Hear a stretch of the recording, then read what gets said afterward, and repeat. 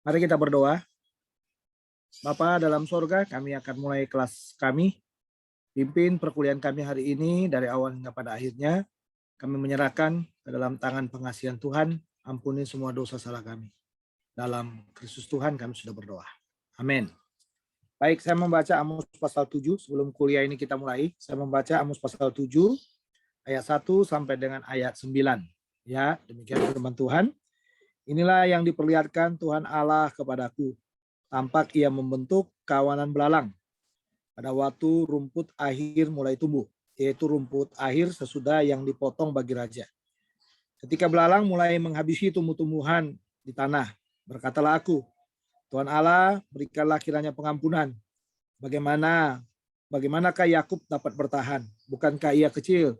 Maka menyesallah Tuhan karena hal itu. Itu tidak akan terjadi, firman Tuhan. Inilah yang diperlihatkan Tuhan Allah kepadaku. Tampak Tuhan Allah memanggil api untuk melakukan hukuman. Api itu memakan habis samudra raya dan akan makan habis tanah ladang. Lalu ia berkata, Tuhan Allah, hentikanlah kiranya. Bagaimanakah Yakub dapat bertahan? Bukankah ia kecil? Maka menyesallah Tuhan karena hal itu. Ini pun tidak terjadi, firman Tuhan Allah. Inilah yang diperlihatkannya kepadaku.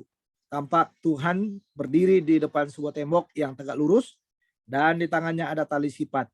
Lalu berfirmanlah Tuhan kepadaku, apakah yang kau lihat Amos? Jawabku, tali sipat. Berfirmanlah Tuhan, sesungguhnya aku akan menaruh tali sipat di tengah-tengah umatku Israel.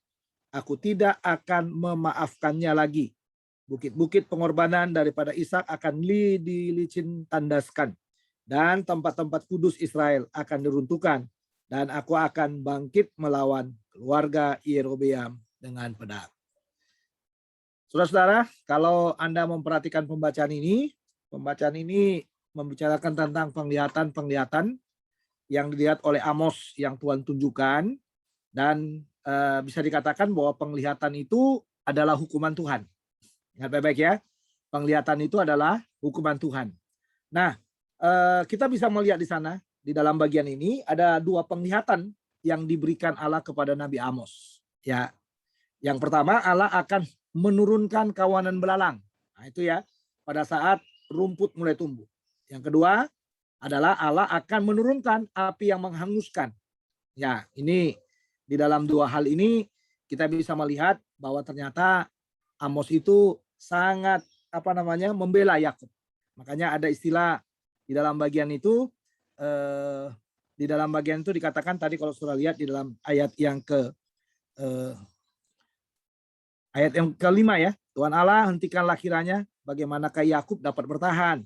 Ya, lalu kalau sudah lihat lagi di dalam ayat yang ayat yang kedua dikatakan lagi Tuhan Allah berikanlah kiranya pengampunan bagaimana Yakub dapat bertahan. Nah, jadi kita bisa lihat di sini ya. Jadi dua penglihatan ini ditunjukkan oleh Tuhan, sifatnya adalah penghukuman, sifatnya adalah menghabisi ya keturunan daripada Yakub itu. Tetapi Amos berdiri untuk membela, ya untuk membelanya. Dan kita bisa melihat di sana ada dua kata menyesal yang dipakai.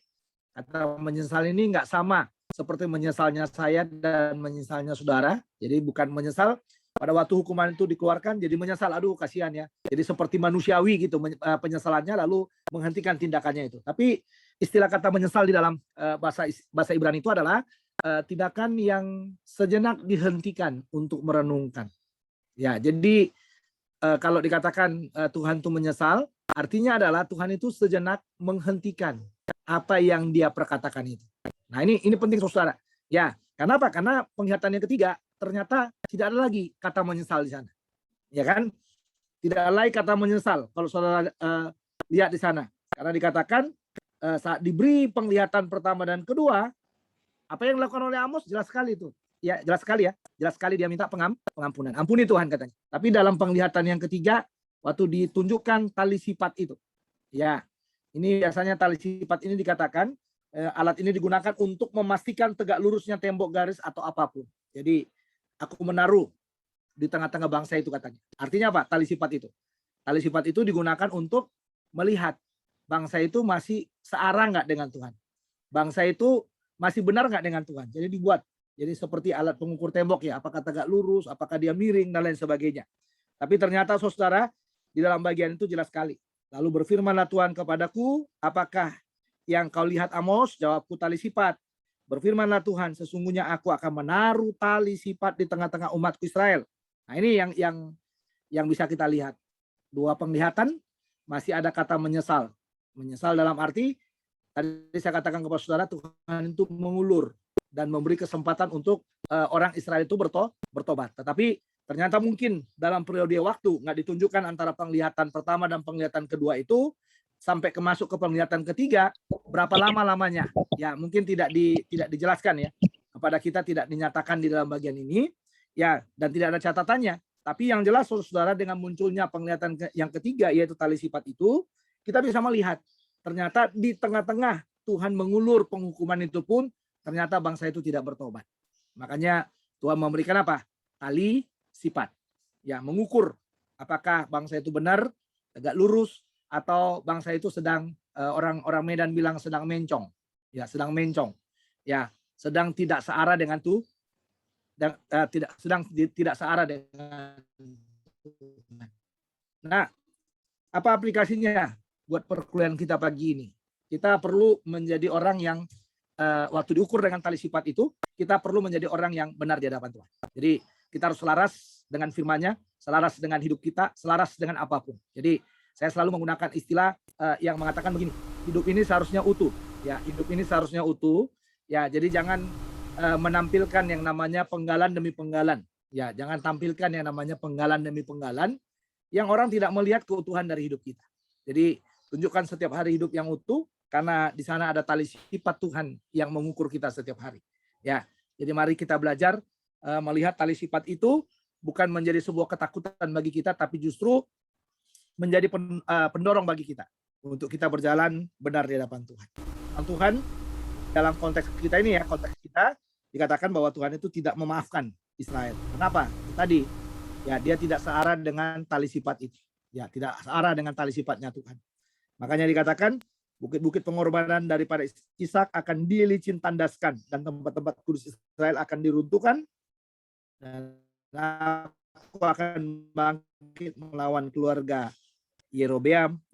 Yang pertama katakan bukit pengorbanan, yang kedua adalah tempat-tempat kudus, lalu yang ketiga sang pemimpin. Jadi mari kita belajar Yerobeam yang membawa Israel kepada penyesatan. Setelah raja-raja yang ada di sana, kita bisa melihat salah satu Yerobeam yang membawa bangsa itu kepada penyesatan. Jadi mari kita tidak hidup dalam penyesatan, tapi kita hidup dalam sebuah kebenaran. Ya, dan kita tahu bahwa Tuhan itu penuh kasih dengan kita. Dia memberi kesempatan kepada kita untuk bertobat.